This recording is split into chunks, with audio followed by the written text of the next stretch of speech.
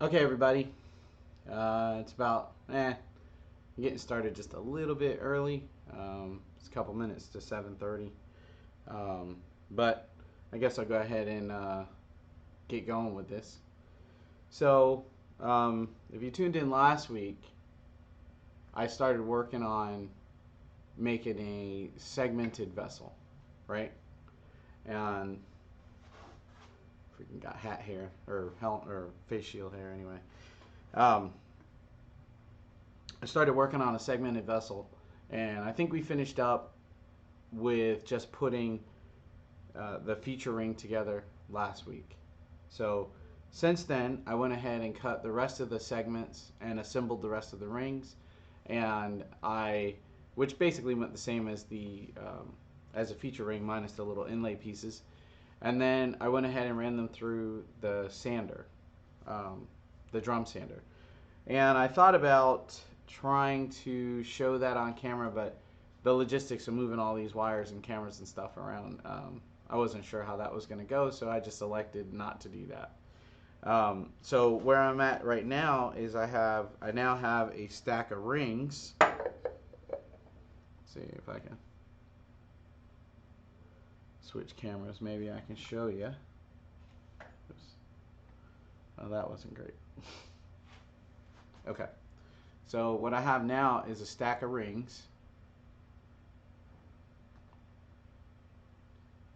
Looking at the wrong one.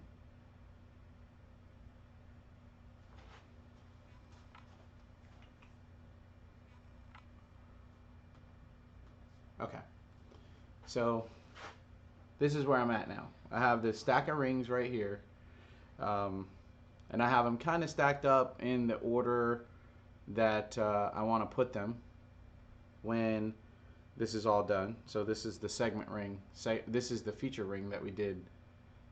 Hey Hodgepodge, how's it going? This is the feature ring that we did last week, and the two rings on the top and bottom were actually one ring made out of maple just to separate the feature ring from the field segments from the field pieces, which are made out of what I think is some very nicely spalted or nicely figured oak. I'm trying to get that. Let me see if I can turn this other thing off. Oops. Okay. So I have it, like I said, I have it here stacked up in the right order. And so now that I have that, well, before I go beyond that, I want to talk about the sanding. So I did mine on a drum sander, right? But you could just as easily do. I didn't go through it and make one of these because it's not something that I really need in the shop, and it's just something I'll have to find somebody to give to or whatever. And I don't really have a lot of room in here to store extra stuff, so I didn't make one. So anyway, this platen right here, you could very easily use this and put a sheet of PSA sanding disc on here, or you can use contact cement or spray adhesive and adhere sandpaper to the front of the MDF disc, which is going to be relatively flat. And then you can install that in the lathe, and you can use that to flatten one side of your ring.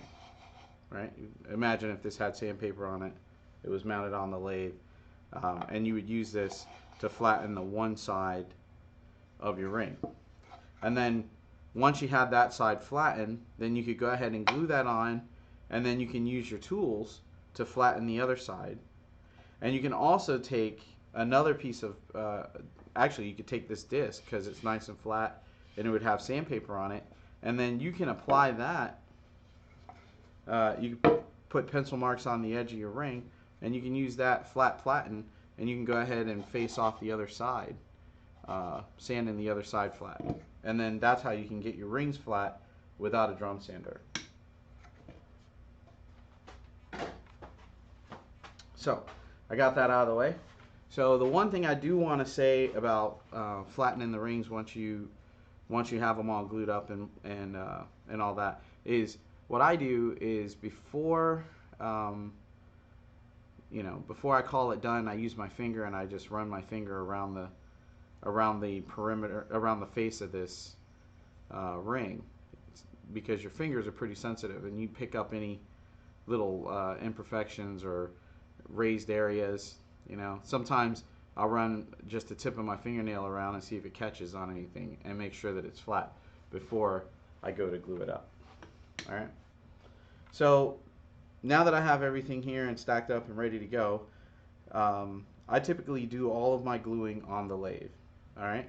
So what I usually do, I have this other, I'm making two of these. If you following along on Instagram, you may have seen me make mention of that. But this is the other one, and I have it already glued onto the bottom piece and mounted in the chuck, and I've already started to shape the bottom half. Well, I guess it's a little more than half of the vessel, but I've gone and started shaping the bottom part. And to be honest, I'm pretty excited about the wood choice because this thing has a lot of figure in it. Let's see if I can show that, especially for oak, because oak isn't always an impressive material to use. So anyway, we have that going. So the other thing is you're going to have, because they're segmented rings, let's get this bottom one off. Obviously they're going to be hollow in the middle, but you don't want a hole in the bottom of your vessel. So what I typically do is, if you just glue on a flat piece, the problem becomes when you get down to the bottom of this ring, it's difficult to make a smooth transition from the side of the ring to this flat piece on the bottom. So what I actually do is I mount this on the lathe, which I've already done this part. I mounted it on the lathe and I just cleaned up this inside here and drop my square. And I use a square to verify that the sidewalls are fairly square, because I want a good fit between this piece and the next piece. And then I take a piece that I'm going to use for the bottom, and what I'm going to do is I'm going to cut a tenon on here that'll take up at least half of this thickness here, and then I'll glue that on, and then I'll also put a tenon or a recess, however I want to mount this to the chuck, on the other side, and that's going to allow me to get this into the chuck, and then I can start gluing my rings on the other side. And that's pretty much what I'm going to try to get done today. I'm going to try to get this bottom block done, and I'm going to try to get the bottom portion of this glued up. And you might wonder why I don't just glue the whole thing up all at one time, but the reason why is because, as you can see, this is a closed form, something more reminiscent of a hollow form, which means it's going to be smaller at the top than it is at the bottom. And sure, I could glue the whole thing up and I could go in with hollowing tools and all that and hollow the thing out, but why do that? It's much easier to do it like this, where it's essentially a deep bowl. So the next thing I'll be doing with this is I'll be going in and I'll be cleaning up the inside, which we'll do this in a later video with this vessel over here, but just as a little preview, I'll go in here and I'll clean all this out, which, like I said, it's basically bowl turning. And then once I get all that cleaned out, then I can see what thickness I have left, because there's going to inevitably be a little bit of misalignment as you glue these things together, because they tend to slide around on you. So I'll be able to do that. And once I have the inside of this smoothed out, I'll leave the top ring relatively the way it is to make it easier to line up the top half, to line up the top section. So probably from here up will be one assembly, and from there down will be another. And what I'll also do is I'll go ahead and mount this ring in a chuck, and I'll go ahead and even this out, go ahead and round this out and true it up, and then I'll mount this to the lathe in expansion mode as if it was a recess in the chuck, and then that'll allow me to glue the rest of these rings together and to start to turn the outside. And like I said, I typically don't turn these points away on the mating piece, because it makes it a lot easier to line these back up when I go to join the two together. So what we're actually going to be doing is we're going to be working with these rings here, and I'm going to be putting these aside and putting this other one away. So let's get ready to do that. Okay.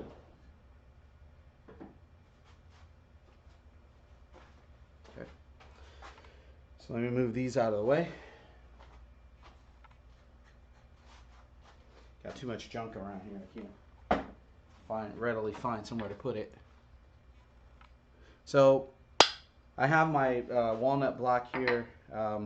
The last one I did, it was small enough that I could stick it inside of one of the sets of jaws, but this one, actually, this one's a little too small to put inside my 130 millimeter and too big for the 100. So I'm gonna have to put it between centers to start working with it.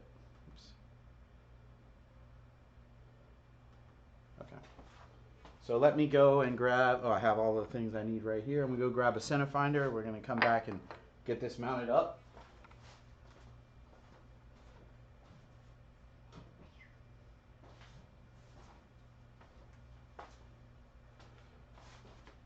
There's my center finder and a pencil. So what we're gonna do now is I'm going to go ahead and find center on my blank, relative center really. This blank is much bigger than what I actually need, and I'm going to be tapering this down. I'm going to be tapering it down pretty good for the finish when I get down to the finished piece. So this isn't really critical. There's lots of extra material here.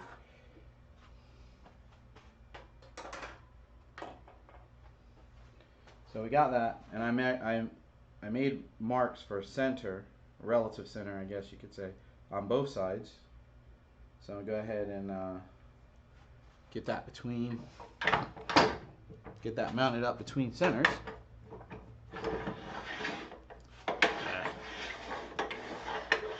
Might need to clean my bedways a little bit because they are not sliding as easily as I expect them to. So I'm just going to line this up roughly with center and bring up some tailstock action here and get some light so I can see. Alright. Okay. So I'm just going to, I don't want to get too, well, probably be, actually, let me do this. Let me switch out this live center because I don't want to dig a hole in the bottom of my, what will be the bottom of my vessel.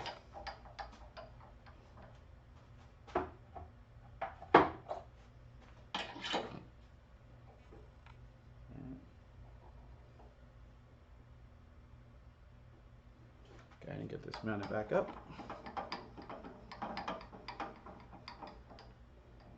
The reason why I'm extending this out so far is just because just to give myself more room to work on this. Yeah. The Powermatic guy still hasn't come back to fix my bearings, so still clicking a bit.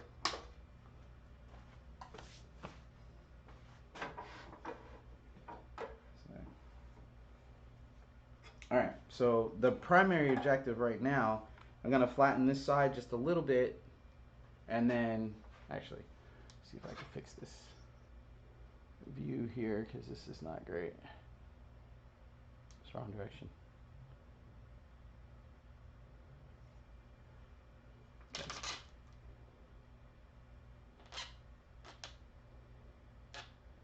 Sorry, I thought I had all this set up before I started, but evidently not.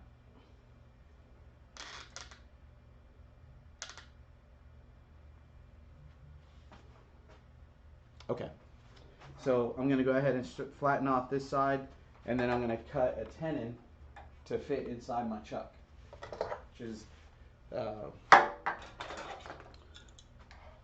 decided to go with 50 millimeter jaws. So I'm gonna set my, I have another chuck here, so I'm gonna go ahead and set my, oops, go ahead and set my gauge, my, well, I guess I could call it gauge. Go ahead and set my calipers to this size, so I know how small or big it has to be. Lock that down. Oops, wrong direction. Lock that down. Alright. Okay. Then I'm going to get my beading and parting tool. And I'm just going to clean up this side just a little bit and figure out where my tenon needs to be. And once I get it in the chuck, then I'll face off this other side and start working on the tenon that I'm going to use. Working on the tenon I'm going to use to mount this to the bottom ring.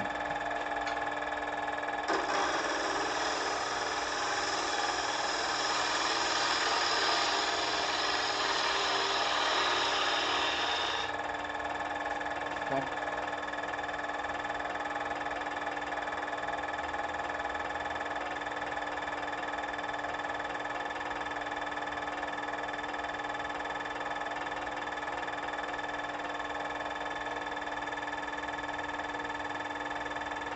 I don't know what's going on with my camera setups today, but get those straightened out.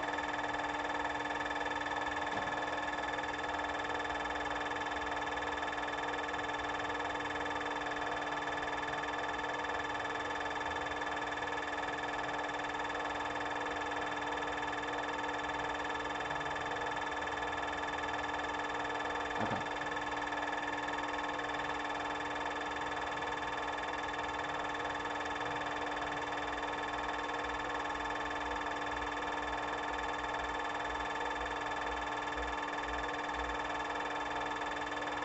Alright, so I have that piece. Alright, I got the outside flattened. Let's check and see where I am on size. Probably just a little bit more.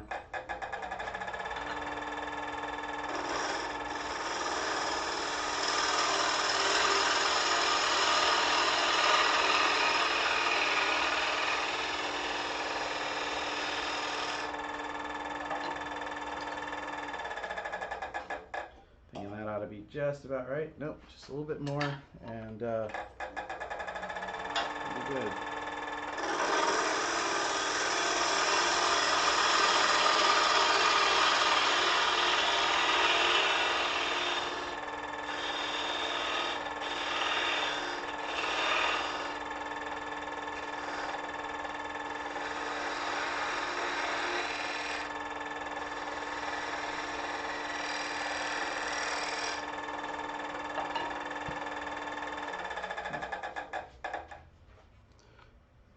That should be just about right. Yep, perfect. So now, let's go ahead and pull this off. And we got our tenon there, complete with a little dovetail profile.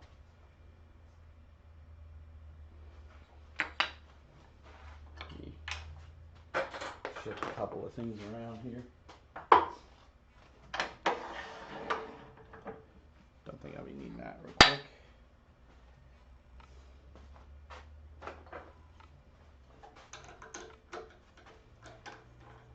Move this drive center. How's it going, Rockin' Woodworks? Okay.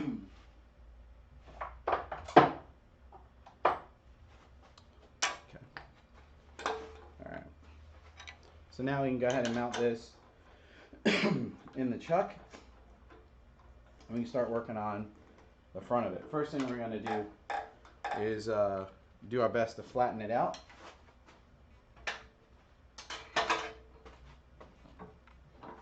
So I'll bring my tailstock round to the front.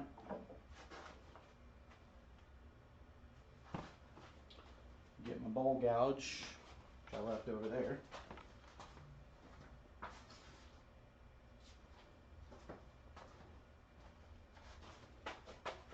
Alright. Drop this down just a hair. Good to go. So it's going to level this off.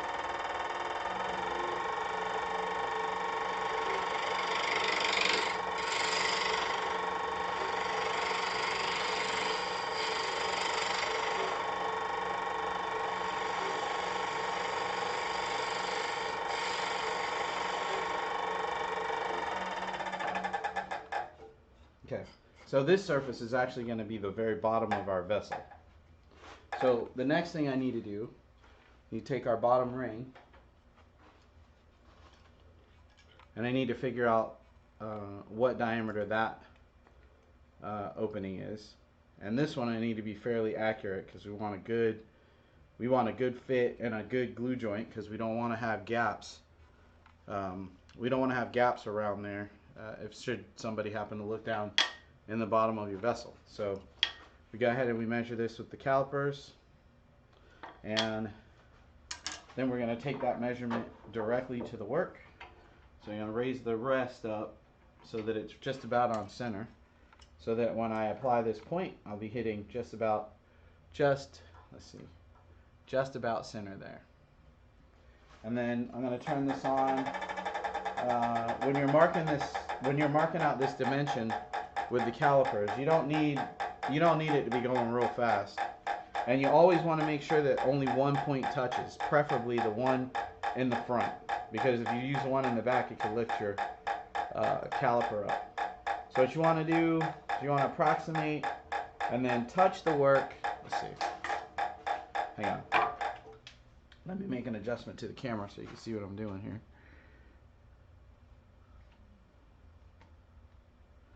Let's see. You know, thought I had all this set up. That's what I get for thinking.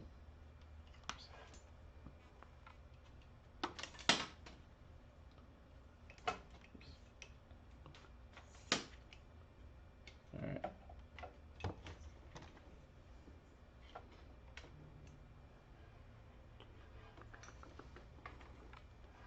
All right. One more thing. Sorry, I'm all in your face.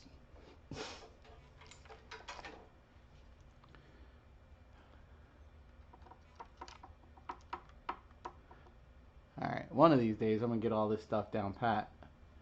I don't have any of these issues, but I think we're good now.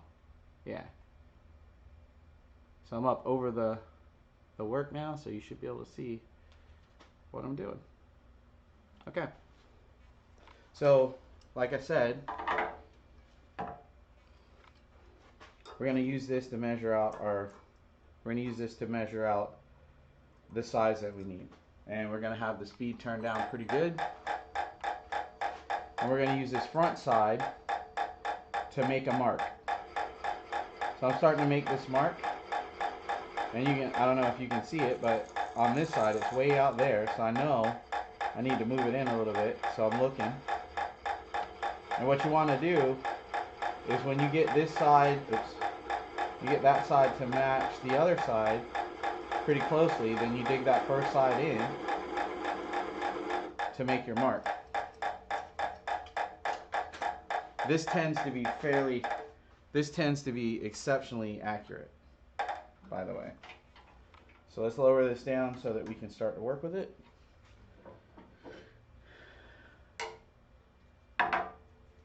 And then what I'm going to do is remove a bit of the material from this area here. And I really kind of want, ideally, I would rather have it pretty much fill up this entire cavity, but that's not in the cards. This piece of wood is not quite, this piece of walnut was not quite thick enough for that. So what I'm going to do is I'm going to try to get it to cover at least half.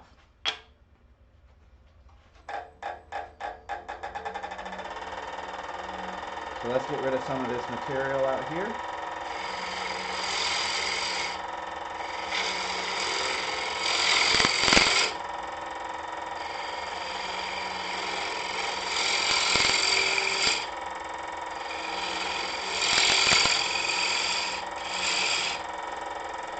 I'm making an effort not to spoil my mark. So I'm not actually cutting at the mark. You can kind of see it right there because I want to be able to finesse that and fine tune it. Right now I'm just literally trying to thin this out and remove this material and create my tenon.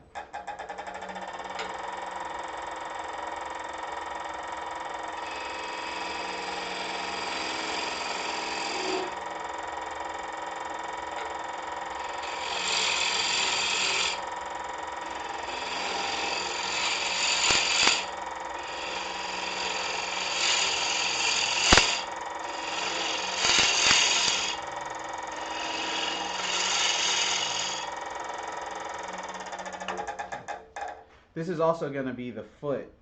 This is going to be the very bottom of our vessel because there's walnut in the feature ring. I want to have a little bit of walnut at the bottom, right where the piece meets the floor, just as a design element. So I'm going to switch back to my beading and parting tool. Actually, switch to a parting tool. And what I'm going to start doing now is I'm going to start working away this material here on the back.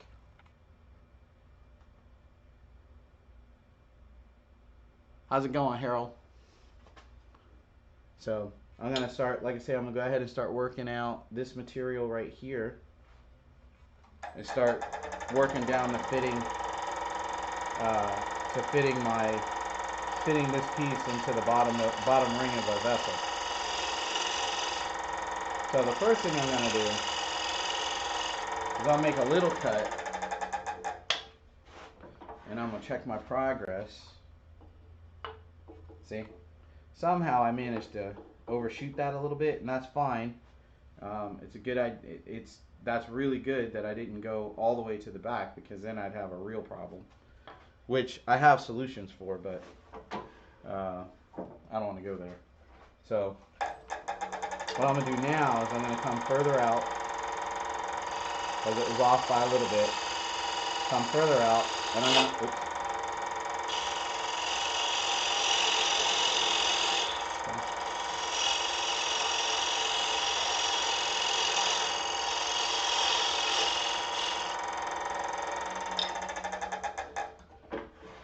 You gotta love it when things go to plan, right?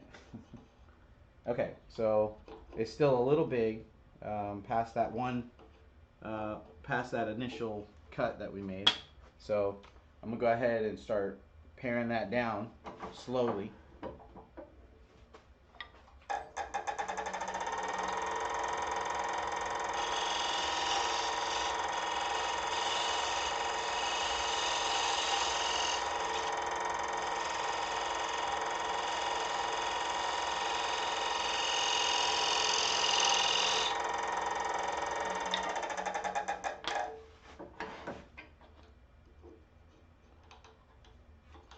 Okay, that is pretty close, but that's a little too tight. It's a little tighter than I want for this fit, and I think I'm just going to switch and work on it from the end with my beading and parting tool.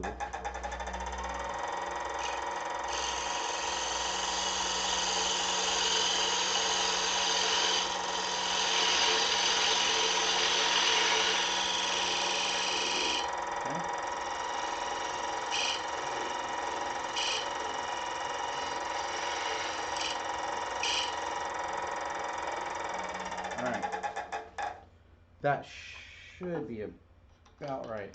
Nope, still a little bit too much. And I was able to make up that little bit of difference by taking off a little bit out here.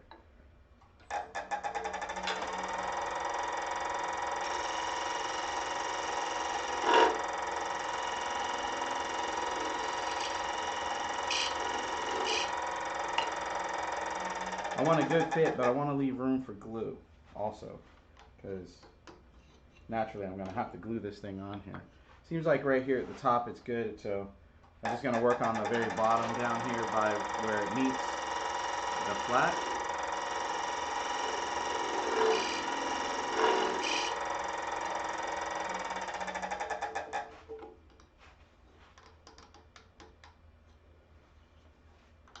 Still a little too tight.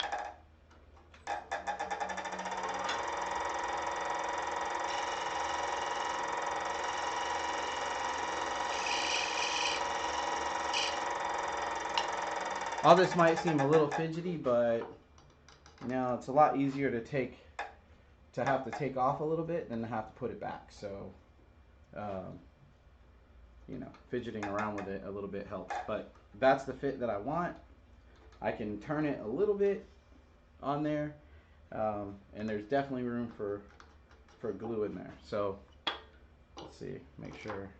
And you can see, I don't know how well you can see, but there's quite a bit of space. There's probably quarter of an inch or so right there. And this is a good time for me to explain to you why I do it this way. So you could cut a segmented ring that all the segments meet in the center, but it's really hard. So it can be really fidgety to get them to match up perfectly. So usually what I do it this way, which does two things for me. One, it gives me basically like a waist block that I can mount this thing to, and get it mounted on the lathe. So it's convenient that way, but it's also really convenient because when I get down to the bottom of this, when I get down to the bottom of my hollow form or my vessel or my bowl or whatever it is, then what I can do is, instead of having a hard corner there, this piece and this piece occupy the same space. So I could cut a really nice curve in there, and the curve would go from this seamlessly to whatever material I'm using for the bottom, in this case, this piece of walnut. So it's really a nice way to go. And because that walnut piece is inset inside this ring, if I don't want this, if I don't want the walnut on the outside, that's not a problem. I can remount this. I can mount it up, reverse mount it to take care of the bottom, and I can cut all of the walnut off from the outside and only leave walnut in the center. So the only way you'd see it is if you look down into the vessel, or if you picked it up and looked at the bottom. So let me go ahead and get some glue, and then we're going to start talking about how I glue these vessels up, because I prefer to do it on the lathe. All right. Again, I got to put some of these tools away. Let's put it there. Okay, let me go get the rest of the rings, which I put right here. All right. So here's the rest of the rings. I'm going to put them on the lathe bed upside down, because that's the way I need to install them, and I don't want to get them confused.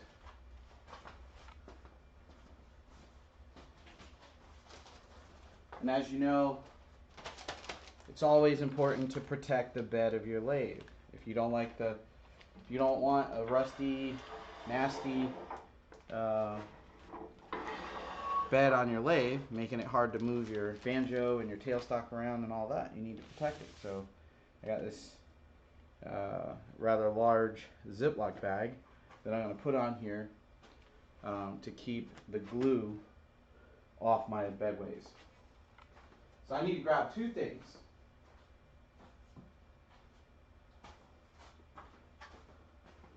Glue.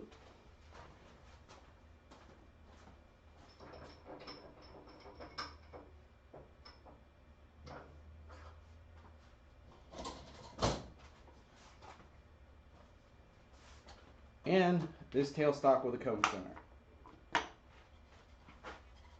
It'll become evident in a moment.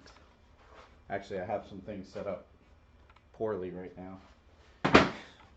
Let me move some things around. Okay.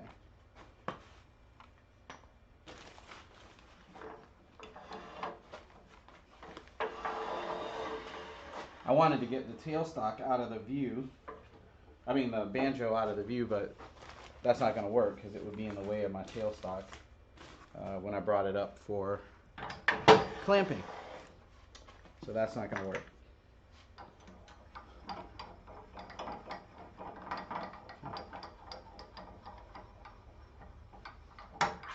Another thing too is this surface right here needs to be relatively flat, because I don't know, at this point, I don't know how far back, at this point, I don't know how far in I'm going to turn the foot of this piece, because it could be anywhere between here and the outside of this ring out here, so I want to make sure that I have good contact between the ring and this area out here.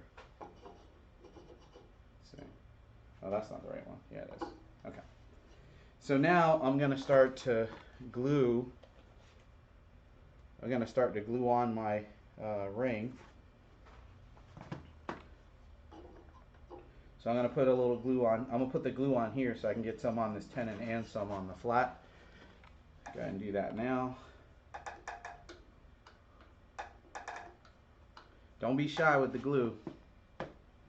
You don't want to end up with gaps and things like that. You want to make sure that everything gets adhered together fairly well.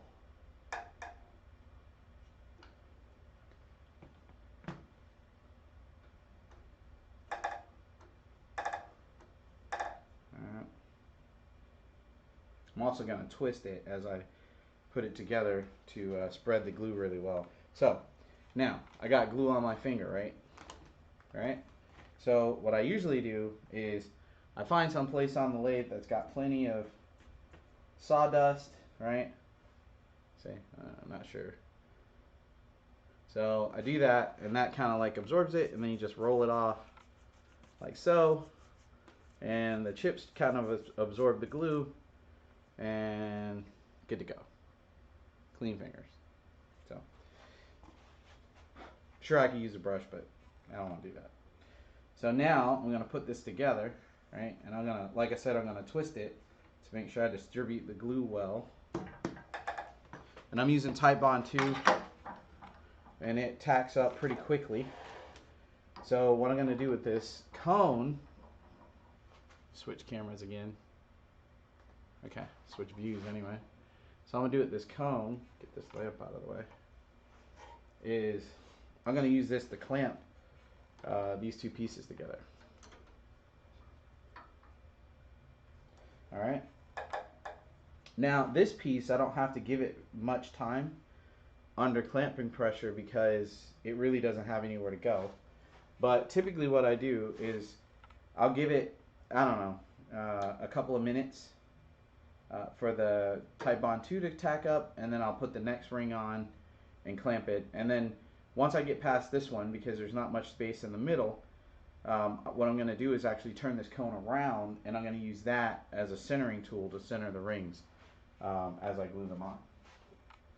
So another thing about the rings for this piece, let's see if I have, let me see if I have a maple one. All right. So these maple rings that I have, you'll notice that they're fairly consistent in size and shape, and the outside and the inside is fairly consistent. That's because this came from a board that was milled fairly straight and flat. Okay. These I didn't bother. Basically, I cut a straight edge on the board with the Festool track saw, and then I took it to the table saw and ripped it, and you can see that the edges are still pretty gnarly. So the reason why I'm talking about this, right, is because I just want to show you, I just want to illustrate why I like the wedgie sled, which I used last week so much. So as you can see, this is not, actually I might have one that's even worse in this way. Okay, so this one, these in order.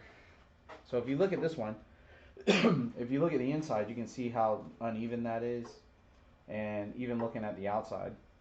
So I didn't do anything to straighten out this board at all. Literally, I cut a straight edge on it, and I just started ripping it. These are, the rough sides are actually the face of the board, the top and the bottom of the board, which coincidentally is where the figure was, which is why I put it on the outside. So I didn't do anything to this board, and you see that I still have nice joints, right? Because people ask every once in a while why it is that I go through the trouble of using the wedgie sled when I could use a miter set, or I could use a miter gauge, or whatever other thing. But the wedgie sled, in my experience, it does all the work for you. It doesn't really matter if your table saw is well tuned. It doesn't matter. None of these things matter. It doesn't matter if your boards are square. It doesn't matter if they're, well, kind of matters if they're relatively straight. If it's got a curve, you just got to keep it flat against the fence. But I didn't really do much to these, and I just wanted to point that out. And that is one of the big strengths to using the wedgie sled. Now that I've jawed about that for a little bit, let me get back to gluing this thing together. So I've given that a little bit of time, literally. I'm gonna turn this cone center around, and then I'm gonna start putting my segments on here. So I'm gonna go ahead and put a little bit of glue on here. You know, like I said, not the time to be chintzy with the glue.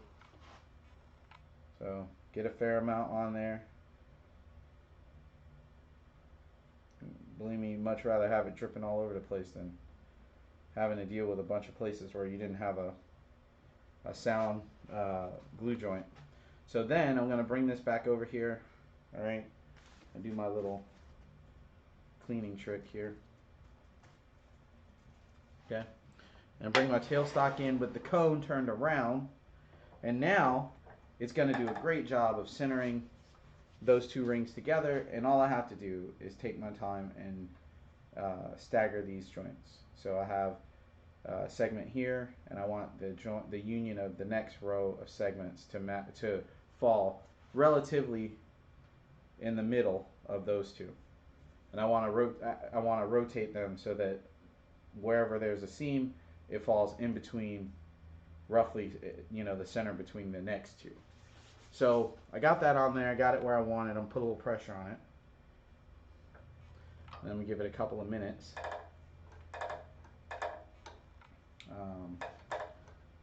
Like so. And basically this is how it goes. And you go and go and go and go until you get done. Now at some point you'll get to a ring that's too big, like this one, to use the cone center. So at that point, what I do is I get a little piece of MDF. I like using MDF for stuff like this because it stays pretty flat. So I get a piece of MDF, and then I'll mount that in the lathe. And at that point, then you kind of have to start centering it by eye. I used to have a big wooden cone, very similar to this, that I used to use to center things, and I don't know, it got lost in the shop somewhere. I made it out of pine, and it wasn't really a good choice because it was, you know, it was all dinged up from using hardwoods when I make the segmented rings. So while I'm waiting on that to dry, I'm gonna take a look at the chat over here and see if there's anything I need to answer. Let's see.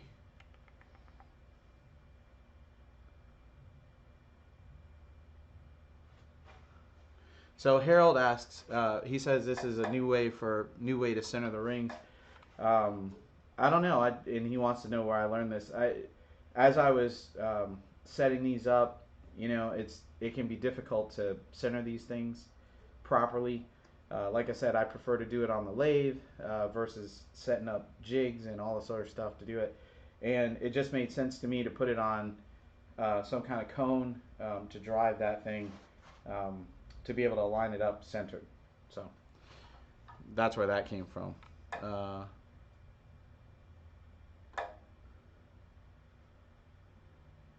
And using the Ziploc bag is really more me being cheap. So whatever's around, I use it. Shopping bags, Ziploc bags, Rockler flyers, Woodcraft flyers, whatever I got. And yes, I'm using Titebond 2.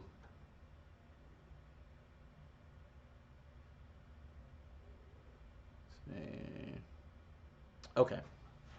Yeah, and I would swipe, you know, the swiping the glue off underneath the workbench is something I've definitely been guilty of. I just don't want to do it on my Powermatic. So, and actually, since I started doing this method of using the sawdust to get it off, that works really well, and I have no shortage of sawdust in here. So I never have to worry about running out of that supply. So I gave that a few minutes.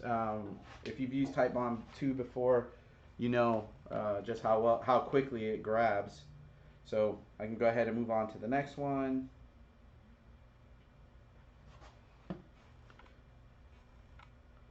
So I'm hoping, so I'm gonna get, this one's been interesting because it's been, it's I put some time and thought into how to break this up because this is a process that it's got a lot of steps and things like that. So let me know in the chat or in the comments, if you think this was a reasonable way to split this up. Because I might just do it again at some point using the lessons learned from doing it this time. So you want to make sure that you get your seams lined up. This is the only time to do it because it'll be all locked up together. You can also wipe the glue off on the piece since we're going to turn all that away. But this is the only time you get to do it because once that Loctite sets up your SOL. So this is basically how this goes. I may have mentioned it before that what I do at the top is I just do it in reverse. So instead, I don't need a plug for the top because the top's usually open. So I basically turn that top ring into a recess. And I use a chuck. I use a chuck with jaws big enough to hold that recess. And then I build it from this one, I'm building it from the bottom to the top. The top portion I'll build from the top to the middle. And once I'm all done turning the outside and most of the inside, then I'll put those two halves together. But let's see here.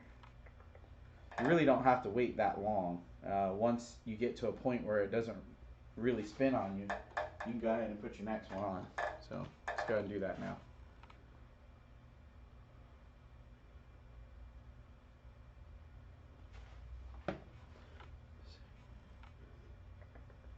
Now, I don't put a lot of planning into my into my segmented pieces, not yet anyway.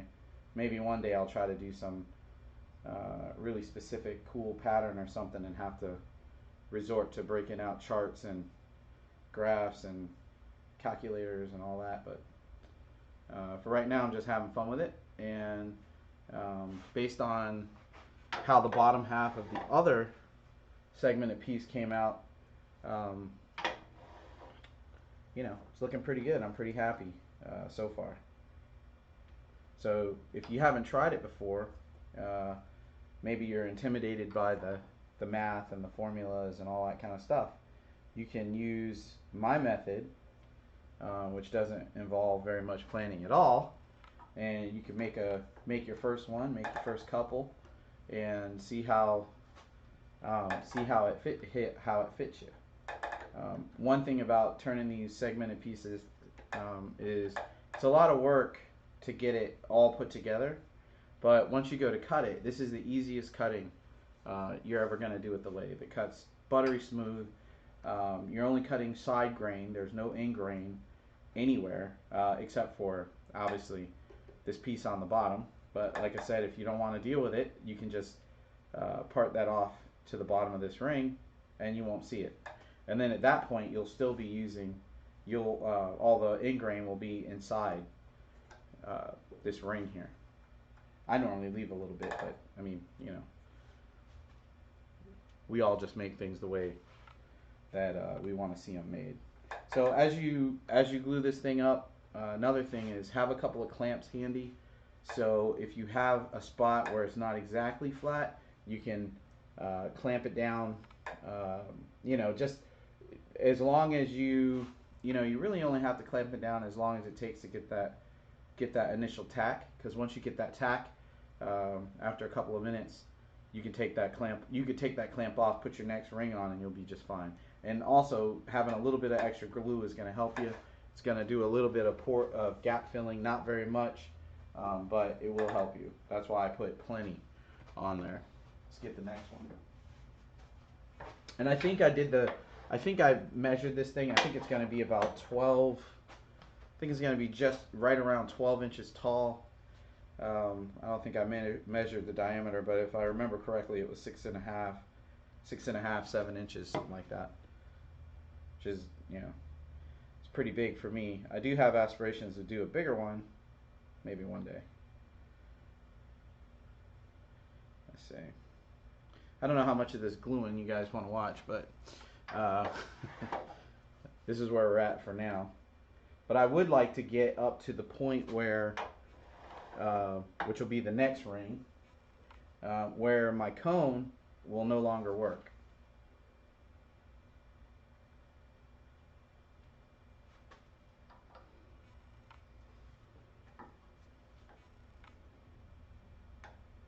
Still checking for gaps and things. Let's see. Nope, just a shadow line. Awesome. Okay. So the next one, I'm going to need to use my MDF board to use the clamp, to continue clamping it on the lathe, because my cone, as you can see, is just barely hanging on at this point.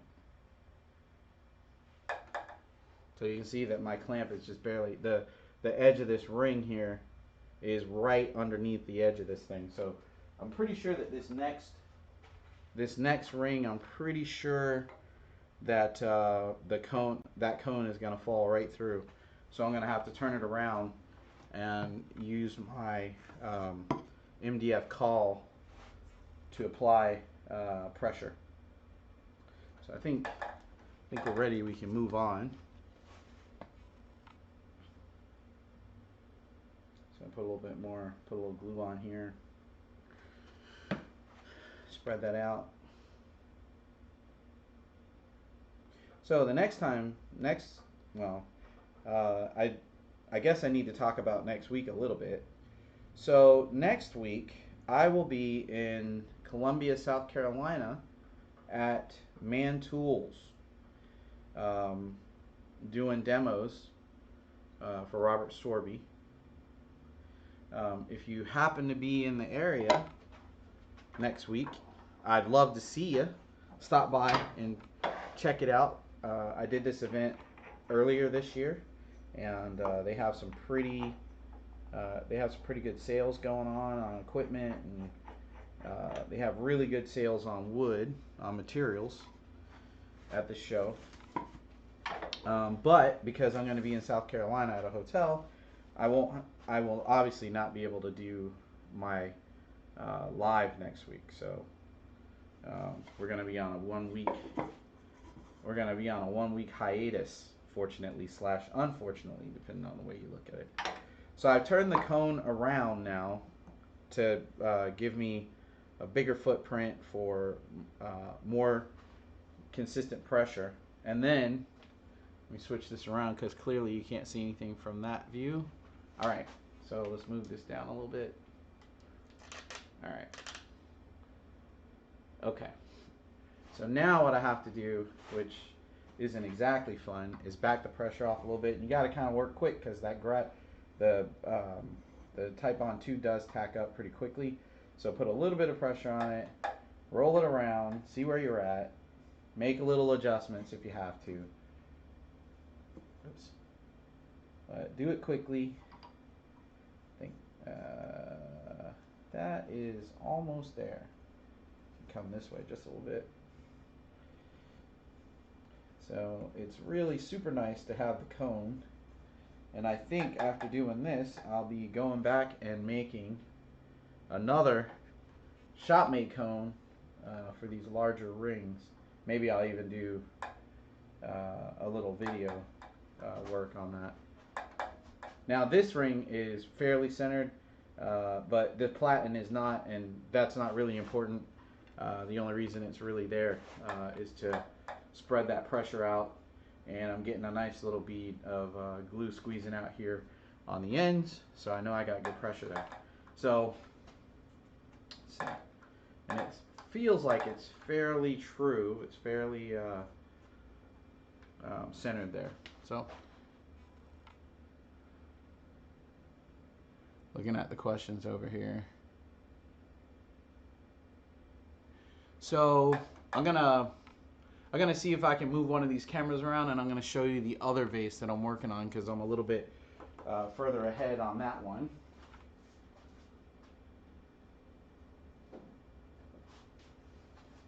So in this case, the vase that I'm working on right now, I have two more rings. So this is 1, 2, 3, 4, 5, 6. So this one I have 7. I'm gonna have 7 rings on the bottom before I start to turn it. And let's see if I can. Actually, I know what to do. Switch up. Okay. So this is the other vase that or other vessel that I'm working on. I'm actually working on 2 of these. And this one has so far 1, 2, 3, 4, 5, 6, 7. Huh, that's funny. I guess I split them at the same place. This one has the 7 rings, and I've started to turn the outside just to see what kind of contour I could get out of it. So when I start to do this, which I'll go over this in 2 weeks, when I work on the bottom half of the other one, typically what I do is I start by taking the corners off first, take all the corners off, and then once I get those corners off, then I go back and I start to find where I can get a continuous curve or whatever it is, whatever shape it is that I'm looking for. And you'll also notice that up here near the top, for the most part, I turned a little bit more of it away than I meant to, but for the most part, I leave this top edge with the facets on it, which will make it a lot easier to line up the seams when I pair up the top half and the bottom half. And the other thing I'll do, the next thing I'm going to do on this one actually, is on the inside, I'm going to take out, I'm going to get this smooth on the inside first. Because I don't do a lot of planning with this, I don't know what tolerances there really are.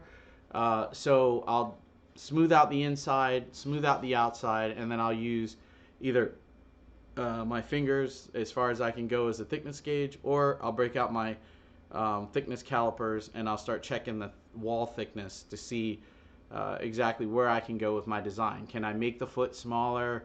Should I make it smaller? Can I make, can I change, do I have enough material to change the shape, et cetera, et cetera. That's when I start making those design decisions. But it's really turning out pretty much the shape that I wanted, which is nice. I do have a little bit more turning to do. There's a couple of little spots right here where it's not quite round yet. You can still see a little bit of the rough texture on the outside. And I do want to try to get closer so you can see the figure in this oak. This stuff is beautiful. It's got lots of ray fleck in there, and it's actually curly. It doesn't really show right now, but I made an urn out of this, like a box style urn out of this, and the material was beautiful. So I had a couple of sticks left, so I decided I wanted to make some vessels out of it to see how it would turn. And so far it's turning lovely. I mean, this turned very nicely. So looks like this week I actually started on time and I might actually end on time. Yeah. Don't get used to that. Let me check over here one more. Let's see. Blue line turnings almost finished its first segmented vase. Oh, cool. I'd love to see Blue Line. I'd love to see pictures of your segmented piece when you're done with it. So definitely tag me on social media, or you could even email it to me. I'd love to see that. That'd be awesome. Hi Brian, how's it going? Let's see. So I guess that's where we're gonna end this. I'm sure it's not very exciting watching me glue rings on this thing. But when I come back in 2 weeks, I'll have both halves glued up, and we'll go through and we'll shape the outside of both the bottom and the top piece and start to clean up the inside, and then I'll show you how I glue the two halves together, and then I guess that'll be that for that week, because we'll obviously have to wait for the glue to dry to blend the outside of both pieces. So, but yeah, so this is turning out pretty good. I'm really happy with it, and I'm super excited to hear that Blue Line Turnings went ahead and started working on his or her first hollow form. So that's really exciting. So anyway, like I said, I'm going to be in South Carolina next week. If you're there, if you're in town and you can come out, it's at Man Tools on Tuesday and Wednesday from 9 to 4. And I'll be there, and I'll have stickers and stuff like that, and be making a big mess and trying to make some cool stuff. Okay, Blue Line has been posting on Instagram. I'm definitely gonna take a look at that today, and yeah, I'll definitely make a comment or two, if you want me to do that. So anyway, I guess that wraps this one up, and I guess that wraps this one up. And as always, thank you for joining me in the shop. I hope that this was helpful, and remember, dreadnought and make something. Peace.